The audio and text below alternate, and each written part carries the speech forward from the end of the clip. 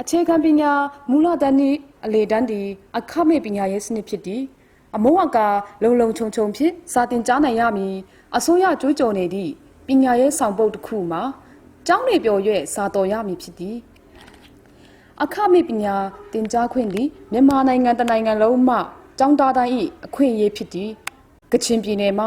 စစ်ဘေးဒုက္ခသည်များတက်ရောက်နေသည့်မိုင်းနာအထကကျောင်းဝင်းတွင်မှစာတင်ဆောင်သည်စစ်ဘေးဒုက္ခသည်ကျောင်းသားများအတွက်အခက်ခဲပေါင်းများစွာနှင့်နေ့စဉ်ကြုံတွေ့နေကြရသည်ထိုကျောင်းသည်ဝိုင်းမော်မြို့နယ်မိုင်းနာကျေးရွာရှိစစ်ဘေးဒုက္ခသည်စခန်း၄ခုမှ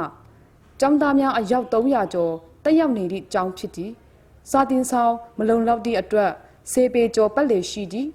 အခန်းတွင်ကျောင်းသား100ကျော်ပြစ်တိတ်ချက်ကစာတင်နေကြရသည်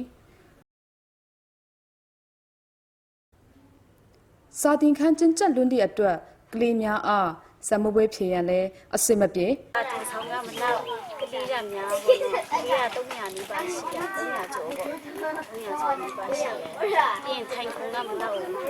ထိုင်ခုံတော့ဖြစ်တော့မှပုံလားအခန်းကမရှိနေတဲ့ခါကျတော့စက်တူနော်ဆမတွေထိုင်ခိုင်းတယ်လို့ထိုင်ရတယ်မှာသမီးတို့ထိုင်ခုံမှာတော့အရန်ကြက်တယ်ထိုင်ခေါ်ရှည်ကြီးမှာလူ9ယောက်လောက်ထိုင်ရရှင်သမီးကတော့ဆွမ်းဆုံးမထိုင်ရတော့ထိုင်မဲ့နေရာမရှိဘူးခါတီကြစပွဲပေါ်မှာထိုင်တယ်ခါတီကြရမထိုင်မရနေတယ်တလေးစီတလေးထိုင်တာပေါ့ထိုင်ဆရာနေရာပြစ်တိတ်ကျက်နေသည့်အတွက်စာကောင်းစွာရင်းနိုင်ရန်ခက်ခဲသည်ဝိဖြစ်နေအခက်ခဲတွေဖြစ်ကြတယ်ညံစက်တဲ့ခါကျတော့စာကောင်းကောင်းရေးလို့မရဘူးလောက်ဘူးနော်ထိုင်ခုံကမလောက်ဘူးအဲကြောင့်ကျောင်းသားများနေတဲ့ကြောင့်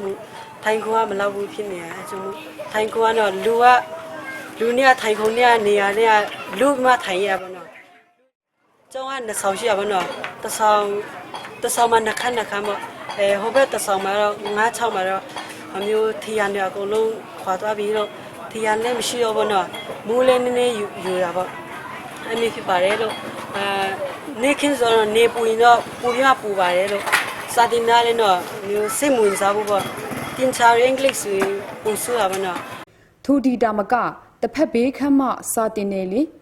လူများပြီးအတန်ဆူညံလို့တဲ့အတွက်ဘေးတစ်ဖက်ခမ်းကစာတင်ရန်မဖြစ်နိုင်တော့ကလေးများအခက်ခဲရောက်ရသည်တာမက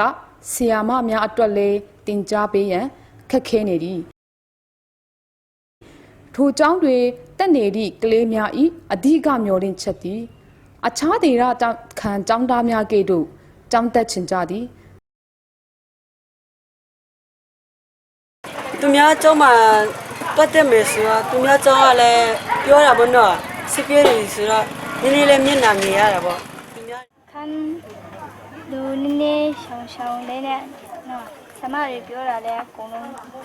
ကြားရပြီးတော့စာအုပ်စိတ်ဝင်စားအောင်တင်ချင်နေစာအုပ်လေးညီလေးထင်တာမျိုးကျောင်းမှာဘာလို့ထိုင်ခုံရအစင်ပြေပြီးမှအခန်းတွေအကာလုံဘာလို့လုံထိုင်ခုံတွေလုံလောက်နဲ့တခုံမှာ3ယောက်ထိုင်ရပါအမျိုးထိုင်ရောပူပြီးမှစိတ်ဝင်စားမယ်လို့ထင်ပါ